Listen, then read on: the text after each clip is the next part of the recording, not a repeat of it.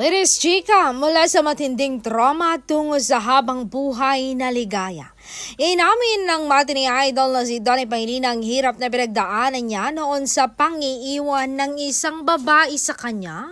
Ala Sinich Itay na aktres. Kaya naman laking gulat at pasasalamat niya nang dumating ang isang Bel Mariano sa buhay niya. Isang babaeng pinatunayan kung ano ang tunay na loyalty at pagmamahal. Pakinggan ang nakakatunaw na pusong kwento niya. Saad niya sa aming panayam, ibang-iba talaga si Bel Mariano. Blessing talaga siya sa akin. Binigyan niya ako ng happiness at tunay na pagmamahal na nananatili, walang iwanan. Sa kanya, nawala ang aking trauma.